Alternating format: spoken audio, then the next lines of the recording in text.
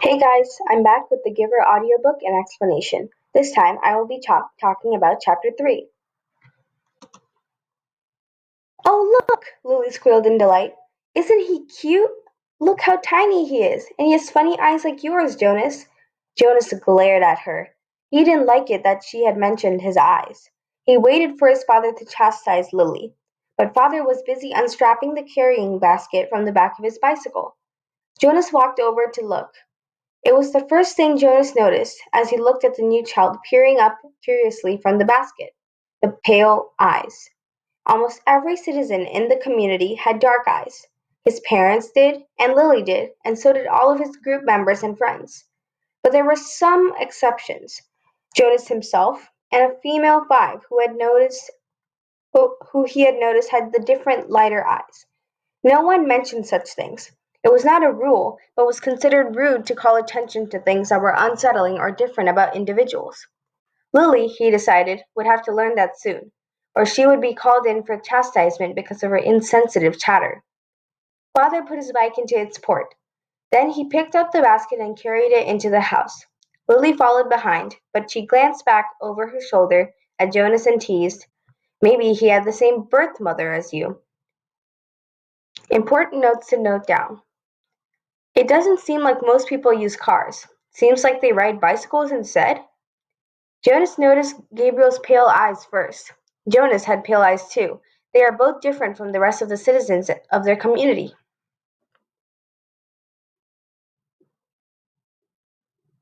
Jonas shrugged. He followed them inside, but he had been startled by the new child's eyes. Mirrors were rare in the community. They weren't forbidden, but there was no real need of them, and Jonas had simply never bothered to look at himself very often, even when he found himself in a location where a mirror existed.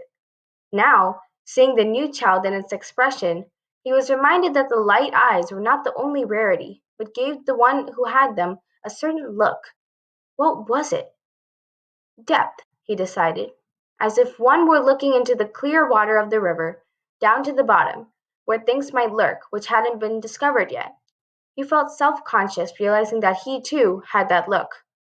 He went to his desk, pretending not to be interested in the new child. On the other side of the room, Mother and Lily were bending over to watch his father unwrap its blanket.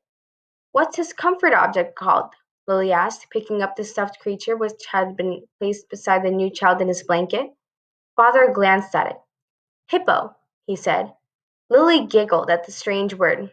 "Hippo," she repeated, and put the comfort object down again.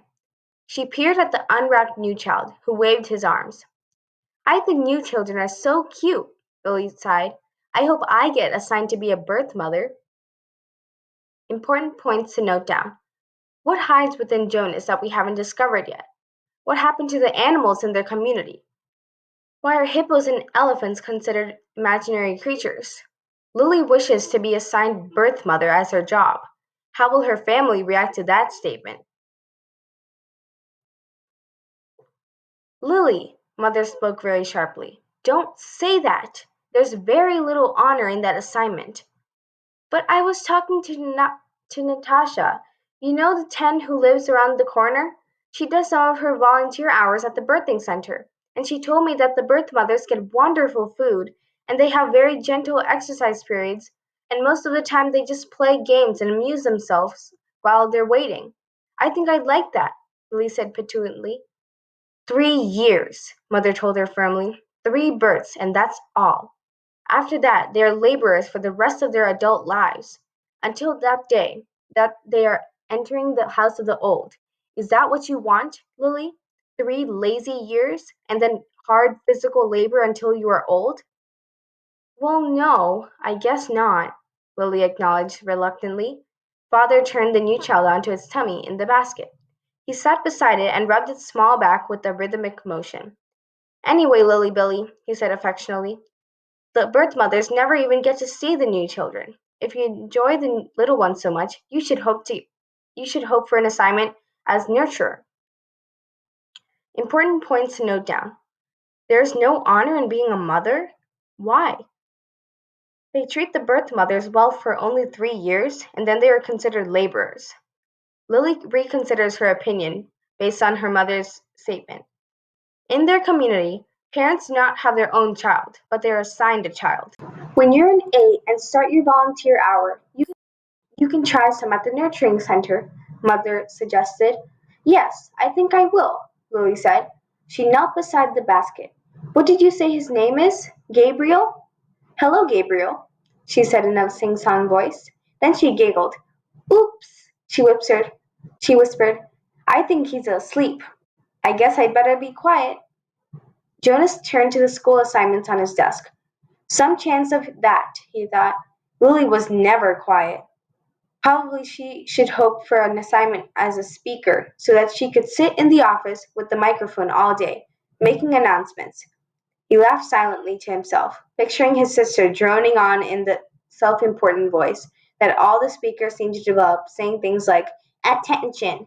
This is a reminder to females under 9 that hair ribbons are to be neatly tied at all times. Important points to note down. The citizens have to listen to announcements through the loudspeakers all day. Their lives are planned out and orderly. Jonas and his peers have no control over their job and education. People there have little freedom. He turned toward Lily and noticed to his satisfaction that her ribbons were as usual, undone and dangling. There would be an announcement like that quite soon, he felt certain, and it would be directed mainly at Lily, though her name, of course, would not be mentioned. Everyone would know. Everyone had known, he remembered with humiliation, that the announcement, Attention! This is a reminder to male 11s that objects are not to be removed from the recreation area and that snacks are to be eaten, not hoarded, had been specifically directed at him, the day last month that he had taken an apple home. No one had mentioned it, not even his parents, because the public announcement had been sufficient to produce the appropriate remorse. He had, of course, disposed of the apple and made his apology to the recreation director the next morning, before school. This is an example of public shaming. Jonas is called out for taking an apple home. Jonas thought again about that incident. He was still bewildered by it, not by the announcement or the necessary apology. Those were standard procedures, and he had deserved them, but by the incident itself. He probably should have brought up his feeling of bewilderment that very evening when his family unit had shared their feelings of the day. But he had not been able to sort out and put the words to the source of his confusion, so he had let it pass. It had happened during the recreation period, when he had been playing with Asher. Jonas had casually picked up an apple from the basket where the snacks were kept, and had thrown it to his friend. Asher had thrown it back, and they had begun a simple game of catch. There was nothing special about it. It was an activity that he had performed countless times. Throw, catch. It was effortless for Jonas, and even boring, though Asher enjoyed it, and playing catch was a required activity for Asher, because it would improve his hand-eye coordination, which was not up to standards. But suddenly, Jonas noticed, following the path of the apple through the air with his eyes, that the piece of fruit had, well, this was the part that he couldn't quite adequately understand. The apple had changed. Just for an instant, it had changed in mid-air, he remembered. Then it was in his hand, and he looked at it carefully, but it was the same apple, unchanged. Same size and shape, a perfect sphere. The same nondescript shade, about the same shade as his own tunic. There was absolutely nothing remarkable about that apple. He had tossed it back and forth between his hands a few times, then thrown it again to Asher, and again in the air, for an instant only, it had changed. It had happened 4 times. Jonas had blinked, looked around, and then tested his eyesight, squinting at the small print on the identification badge attached to his tunic. He read his name quite clearly. He could also clearly see Asher at the other end of the throwing area, and he had no problem catching the apple. Jonas had been completely mystified. Ash, he had called, does anything seem strange to you about the apple? Important points to note down. How did the apple change? Was Jonas imagining it, or did it actually happen? Their apples are perfect spheres? They aren't supposed to be perfect. What do they do to them? How come only Jonas can see the apple change? What is happening to him? Yes, Asher called back, laughing. It jumps out of my hand onto the ground. Asher had just dropped it again. So Jonas laughed too, and with his laughter tried to ignore his uneasy conviction that something had happened. But he had taken the apple home, against the recreation area rules.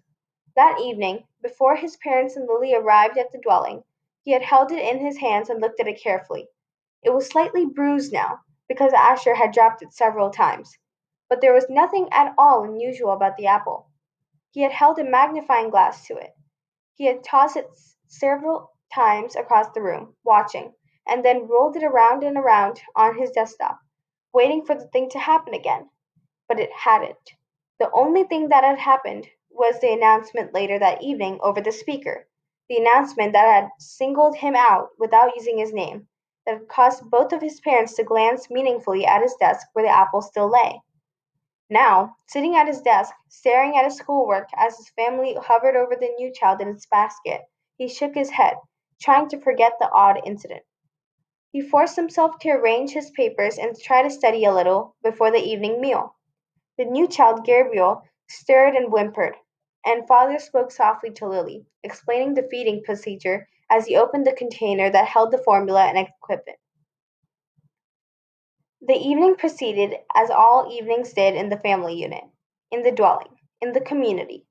Quiet, reflective, a time for renewal and preparation for the day to come. It was different only in the addition to it of the new child with its pale, solemn, knowing eyes. Important notes.